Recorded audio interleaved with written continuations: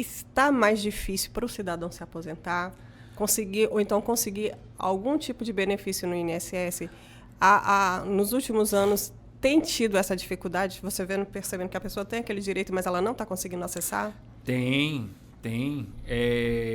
Veja, o INSS acho que hoje é o maior réu do país. O maior réu do país. Porque as decisões proferidas por eles são contestadas muito pelos advogados, né? Pelas partes que não concordam. Seja nas concessões de aposentadoria, porque nessas mudanças de regra, você vai mudando a regra do jogo com o jogo rodando, vai todo mundo se prejudicando, vai se entendendo, vai compreendendo como funciona. Então, tem regra nunca é mudada para beneficiar, né? A regra nunca é mudada para beneficiar. Talvez agora o governo consiga fazer uma regra para beneficiar, né? Vamos torcer, mas não é. Então, assim, você tem todas essas mudanças, geram muitas leads. Não é à toa que 22 anos depois, a revisão da vida toda está sendo julgada porque foi uma mudança. Então, é mais difícil se aposentar? É mais difícil se aposentar. A questão da incapacidade também, dos benefícios por incapacidade, tem sido cada vez mais rígida a avaliação do médico perito, né? Passamos por momentos de perícias telepresenciais, que não necessariamente são as melhores, mas sim, é mais difícil conseguir o benefício, mas se você tem direito, vale a pena recorrer, vale a pena ir à justiça, né? Recorrer, que eu falo, à justiça, para poder validar esses direitos. Eu sempre falo, assim, né? Nos últimos tempos eu tenho visto o INSS ser tão duro com as pessoas que eu falo, se você chegar com uma faca nas costas no INSS, eu preciso me afastar do trabalho. Eu falo, não, você está ótimo, apto para trabalhar. Volte agora. É verdade. Se você chegar com uma faca nas costas, eu preciso... Não, está ótimo. Existem vários modelos, né, de benefícios de previdências no mundo, né? A gente sabe, sim, que existem pessoas mal intencionadas que às vezes praticam algumas fraudes e tal, mas não é a regra. A regra é de uma população muito precisada. Inclusive, assim, o SUS é ótimo, mas ele não é perfeito. Pessoas que não conseguem determinados tratamentos. Existe um preconceito pela volta do mercado de trabalho, né, com a pessoa que foi lesionada. Nós temos desde pessoas que tiveram doenças de pele que não conseguem reinserção por causa do preconceito. Uhum. Né? Nós temos casos de pessoas de vitiligo que não conseguem um emprego porque a pessoa acha que o vitiligo pega, meu Deus do céu, meu avô tinha. Então, o INSS, como eu falei, é o segundo maior empregador, né, entre aspas, do país. Porque é muito difícil ter o trabalho aqui. Então, o INSS acaba sendo esse escape. Nesse movimento das pessoas irem ao INSS em busca de uma remuneração, o INSS precisa barrar. Ao barrar, ele comete muitas injustiças. Ele consegue evitar a fraude? Consegue. Mas ele também pratica muitas injustiças nessas avaliações. Sim, ainda tinha uma decisão meio que automática, né? Inteligência artificial. Bota todo mundo ali no mesmo balaio e aplica aquela decisão para todo mundo. Olha o que aconteceu. Que, inclusive ele já reviu essa regra, né? Ele instituiu essa decisão automática, né, que é a inteligência artificial, e aconteceu a gente dar entrada no benefício e ele automaticamente, pelo robô, ele negar. O problema é que quando ele nega, o sistema só permite que você dê entrada no novo benefício daqui a 30 dias. Então você não conseguia nem dizer a ele, meu amigo, o robô errou. Né? Tanto que agora ele disse, se você deu entrada e o robô negou, você pode dar entrada no dia seguinte, você não precisa mais esperar os outros 30 dias. Foi um pleito aí da advocacia, né? Da OAB. Isso, foi um pleito da OAB, é verdade. É uma injustiça tremenda. É complicado. Eu sou muito reticente, eu vi muitos casos de pessoas realmente com doença ocupacional, que muitas vezes é do próprio exercício da profissão, não conseguir se afastar. O INSS ainda tinha alta programada, né? Daqui a 6 meses você pode voltar para trabalhar. Você faz aí não sei quanto tempo de fisioterapia e aí você vai estar ótimo para trabalhar. São essas decisões que fazem o judiciário ficarem cheios, tá? A alta programada foi uma que realmente... Mas a alta programada hoje já é uma realidade, tá? O benefício hoje é dado por período determinado, porque antes era por período indeterminado e você ficava fazendo perícias. É complicado. Mas pior é 100, viu?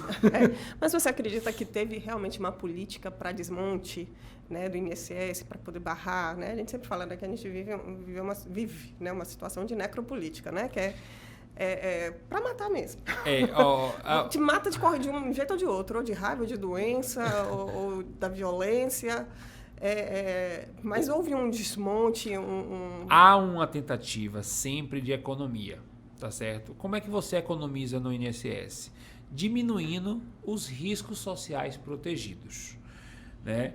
Então, assim, a ideia é que você torne mais dificultoso essa aposentadoria, assim, não é no sentido de maldade, mas torne os requisitos para você alcançar a aposentadoria sejam mais complexos, mais difíceis, tá certo? Que as perícias sejam mais rígidas para que o INSS também gaste menos. Obviamente, não é dito dessa forma, é dito de uma outra forma, que é para poder preservar aqueles que realmente tenham direito. Mas sim, há uma tentativa de afunilar para você poder conter esse gasto da Previdência, certo? Você diminuir os benefícios por incapacidade, e isso é um conjunto complexo. Por exemplo, acidente de trabalho. O acidente de trabalho tem que contar com a colaboração das empresas que causaram os acidentes de trabalho. É por isso, por exemplo, que ela também tem um aumento na sua carga tributária para cada acidente de trabalho que ela gera. Então, se você manda uma pessoa para o INSS e essa pessoa é encostada por acidente de trabalho, a empresa tem um aumento no FAT e ela paga mais por isso. Que é o Fundo de Amparo ao Trabalhador. Isso. É uma penalidade justa, já que ela está gerando, fora que o INSS também depois vem cobrar deles. Ó, meu amigo, eu estou pagando aqui porque você cometeu um acidente nela. Mas existe sim, Cláudio, existe uma tentativa de economia no INSS que acaba acarretando nessa negativa maior de benefícios, certo? E aí, veja, quando o cara não consegue no INSS, na Previdência, ele vai para onde? Para assistência. Então, só que na assistência ele tem a limitação do salário mínimo. Então, veja, uma pessoa que está muito doente e não conseguiu se aposentar, e não conseguiu mais emprego, e agora está passando fome, e agora virou uma pessoa necessitada. Beleza, ela não vai aposentar, mas ela vai cair aonde? Na assistência social.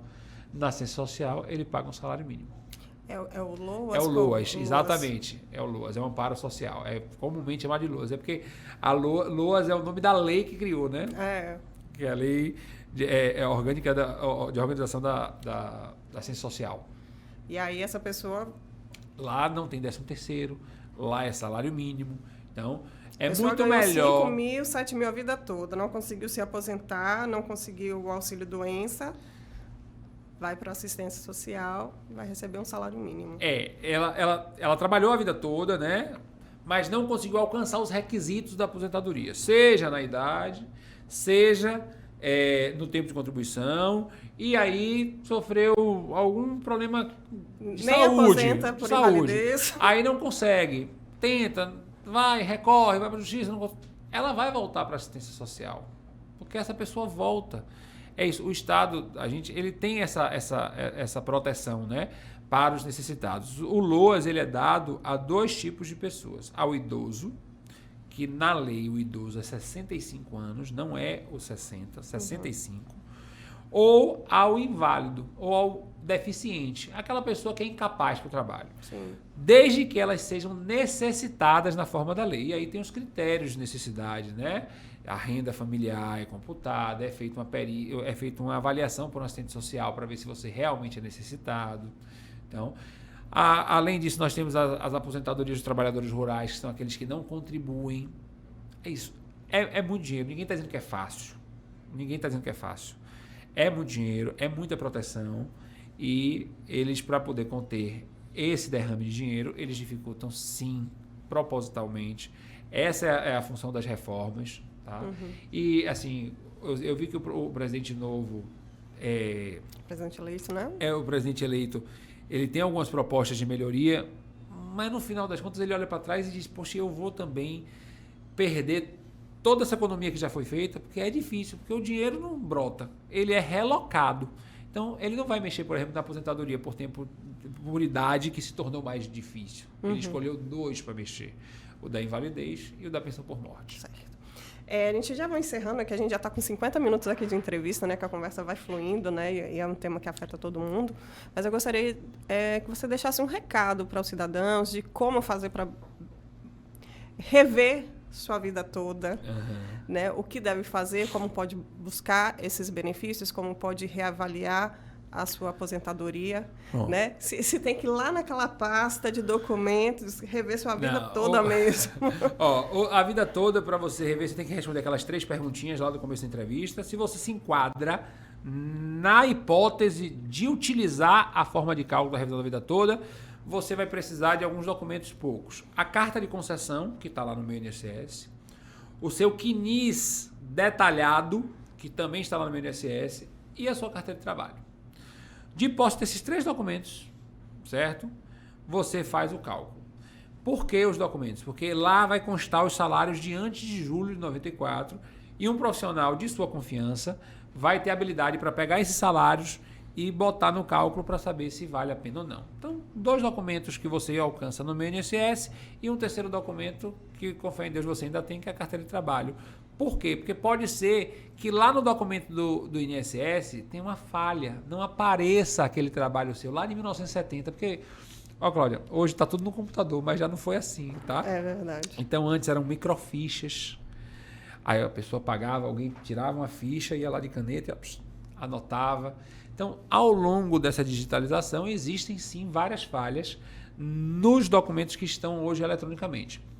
Para quem está entrando agora, com fé em Deus, não haverá falha nenhuma, porque você já entra, paga a empresa pela GFIP, a GFIP já manda eletronicamente para o INSS, já aparece no sistema do .gov, mas para esse pessoal antigo, 3 documentos, carta de concessão, CNIS detalhado e carta de trabalho são suficientes para poder avaliar. Massa, massa. Muito obrigada, viu, doutora Ed Parrish, por esclarecer um pouquinho dessa temática. Ela é realmente complexa. Acho que, na verdade, a gente acaba a entrevista com mais perguntas do que respostas, né? Mas realmente é o caso a caso, né? O ideal é que, se você tem dúvida, se você acha que tem direito a esse benefício, é procurar um advogado de sua confiança, né, na área previdenciária. Né? É para quem não tem condições também, né, de fazer isso com um advogado, né? Tem a Defensoria Pública, né, da União, que também presta um serviço previdenciário. Mas revise, vá atrás do seu direito, revise sua vida toda. Né? Eu acho poético falar revisar sua vida toda. Você está ali, 60 anos, né, aposentadoria e tal, tem que se revisar sua vida toda mesmo para poder fazer justiça aos seus ganhos. Né? Eu acho engraçado que as pessoas chegam lá, né, no escritório e querem fazer uma consulta.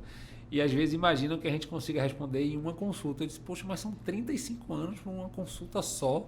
A gente precisa realmente pegar essa documentação, levar, fazer o cálculo, certo? Para poder dizer se vale a pena. Mas, se você acha que vale a pena, o primeiro passo é consultar um advogado, tá certo? E o seu advogado vai ser a melhor pessoa para poder avaliar se você tem direito ou não. E é melhor se arrepender de ter recebido um não do advogado do que se arrepender de nunca ter tentado verificar se tinha direito ou não. E, como dizem, né, o advogado é o primeiro juiz da causa, né? É verdade, é verdade. Primeiro, ele que vai te dizer, olha, temos chance, não temos chance. Então, vá atrás, busque seu direito, sim. Né? E é brigar na justiça. Uma hora ela se concretiza. Muito obrigada, viu, doutor? Eu agradeço a sua atenção, o seu carinho, o seu cuidado comigo. Muito obrigado pela entrevista.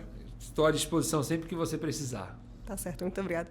E você, leitor do Bahia Notícias, continue nos acompanhando nas redes sociais. Baixe nosso aplicativo ali no Play Store, no iOS, para acompanhar as principais notícias da Bahia, do Brasil e do mundo. Até mais.